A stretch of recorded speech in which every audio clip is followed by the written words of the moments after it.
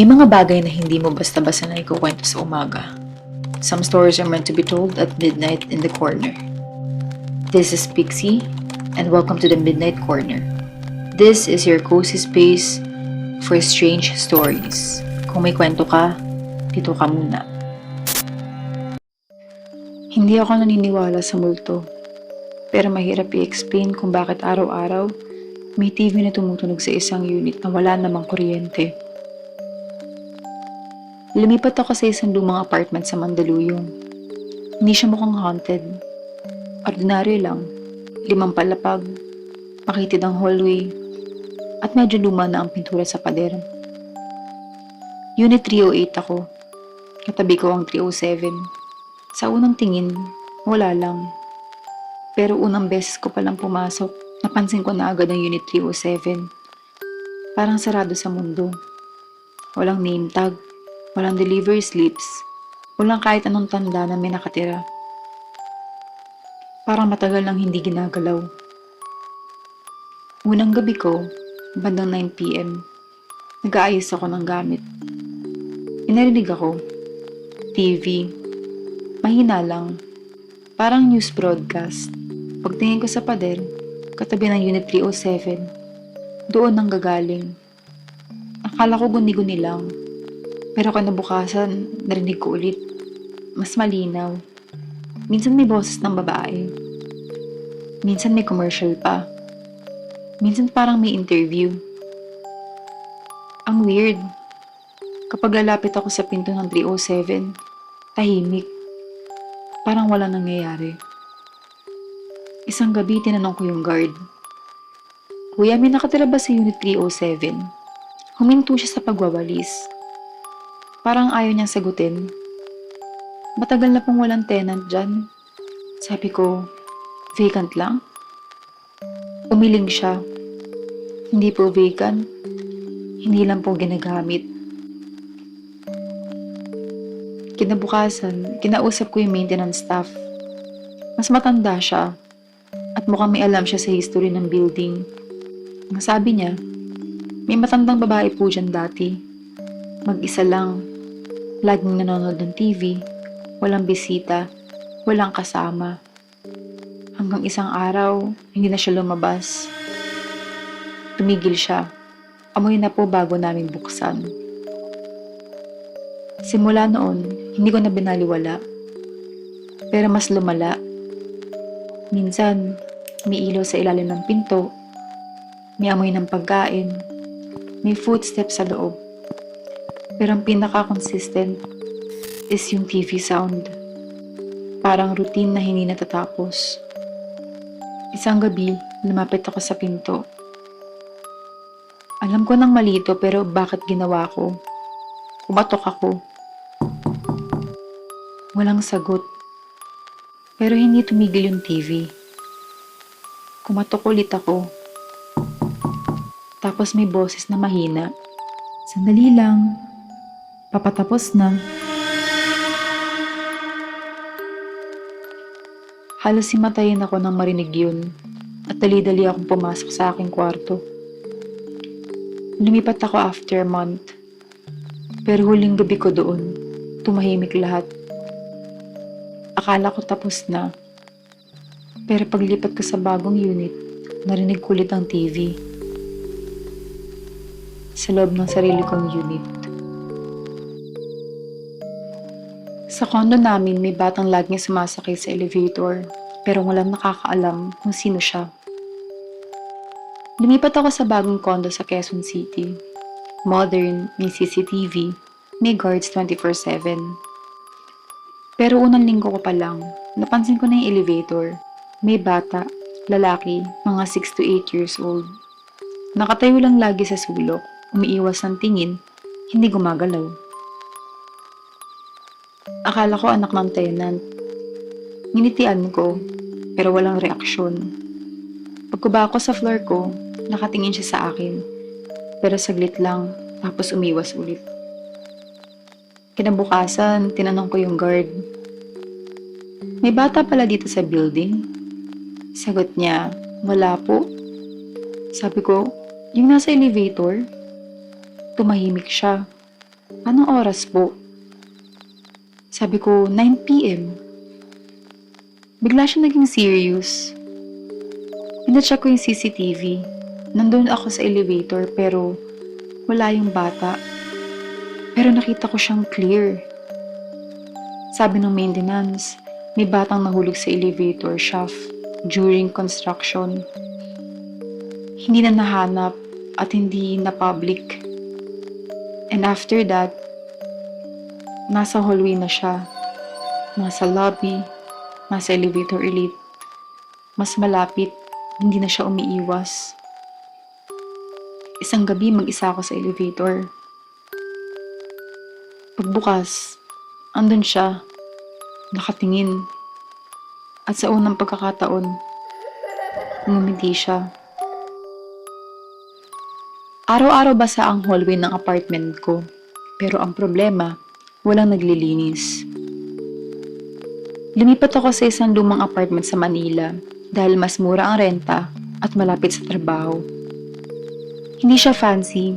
Actually, medyo sira-sira na.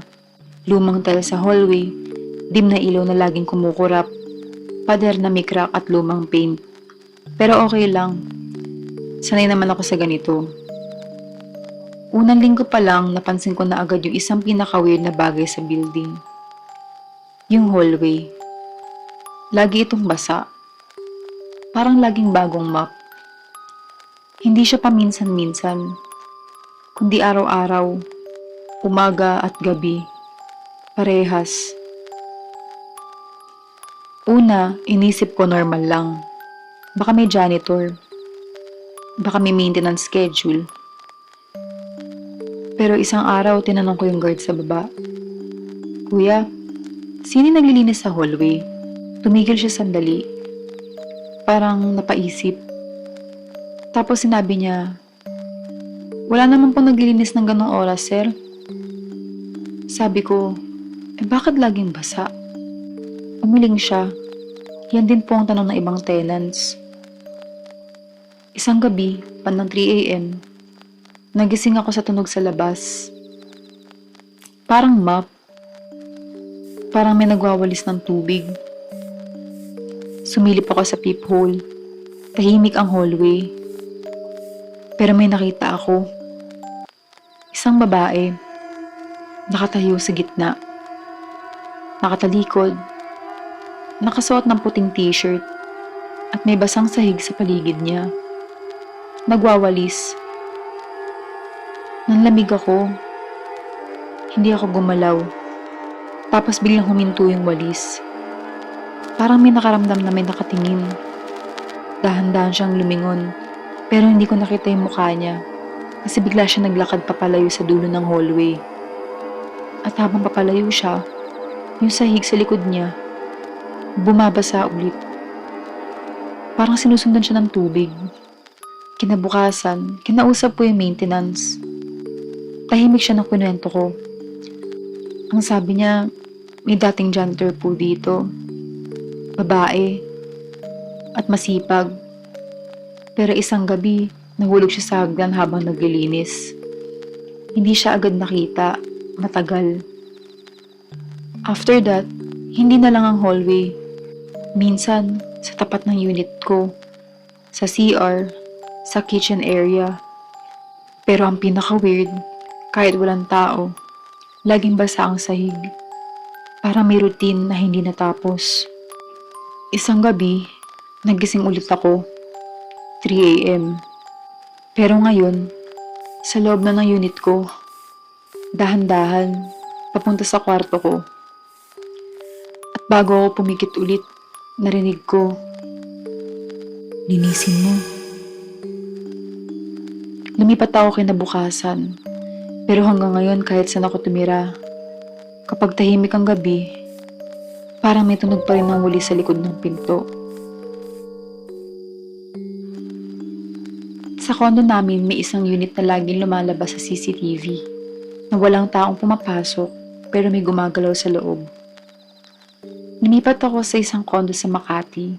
Medyo modern, medyo mahal, pero safe daw sabi ng lahat.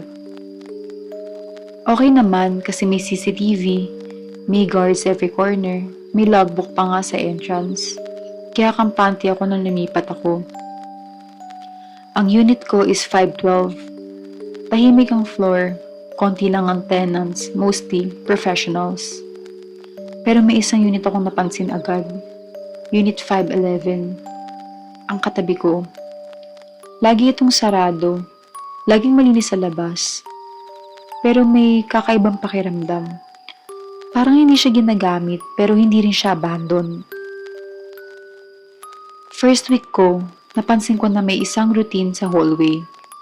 Every night, bandang 11 p.m., may CCTV camera sa dulo ng corridor na umiikot. Normal lang yun. Pero one night, habang kausap ko yung guard, sinabi niya, "Ma'am, napansin niyo po yung unit 511? Sabi ko, "Yes po, bakit?" Tumigil siya sandali, tapos sinabi niya, "May mga recorded movement po sa loob ng unit na yan." Sabi ko, baka may tenant. Umiling siya, "Ma'am, walang pumapasok." Kinabukasan, nag-request ako ng viewing sa CCTV logs. Pinakita sa akin, sa footage, 9:15, normal ang hallway. 9:40 p.m., wala nang tao. 10:05 p.m., may ilaw na sa loob ng Unit 511. Sabi ko, "Sino pumasok?" Sagot ng guard, "Walang entry sa log." Tumingin ako ulit sa CCTV. Biglang gumalaw yung doorknob ng 511. Mag-isa. Simula nun, minonitor ko na. Araw-araw, may ilaw sa loob. May shadow movement. Minsan, bumubukas ng konti ang pinto. Pero walang entry record. Walang susi na ginamit. Walang tenant na nakita. Pero ang weird, kapag dumadaan ako sa tapat, humihinto ang CCTV camera na nakatutok doon. Para nagfo-focus lang sa akin. Kinonfront ko yung building admin. Sabi ko, "Bakit may activity sa 511? Tahimik siya. Tapos sabi niya, "Ma'am, may case po yan dati." Sabi ko, "Anong case?" Tumigil siya. May tenant po dyan na nagrenta. Pero hindi na lumabas ng unit for 4 months. Akala nila umalis. Pero nasa loob lang pala. Sabi nila, after ng pangyayari, nung binuksan daw yung unit, walang tao. Pero may gumagalaw na appliances, may umiilaw, may TV na naka-on, pero walang physical presence. At ang pinaka-weird, yung CCTV daw mismo sa hallway, nagre-record ng motion event sa loob kahit walang movement sa actual camera angle. Parang may nangyayari sa loob na hindi naaabot ng normal view. Isang gabi, hindi na ako nakatiis. Sinubukan kong lumabas sa unit. Tumayo lang ako sa tapat ng Unit 511. Tahimik, walang ilaw, walang tunog. Tapos biglang, nag-click yung CCTV camera sa dulo ng hallway. Nakatingin na ngayon sa akin, hindi sa unit, sa akin. Tapos, narinig ko sa likod yung beep ng door sensor na parang may nag-unlock pero walang hawak na susi. Lumipat na ako after 2 weeks. Pero minsan, kapag dumadaan ako sa CCTV ng ibang buildings, parang feeling ko laging may camera na sumusunod. Kahit wala namang tao. Dito muna natin tatapusin ang ating kwento. Kung may karanasan ka rin gustong ibahagi, join the Midnight Corner community on Facebook and share it with us. Maraming salamat sa pakikinig. Don't forget to like, follow, and subscribe para hindi mo ma-miss ang mga susunod nating kwento. I'm Pixie, and I'll see you on the next story. May kwento ka? Dito ka muna.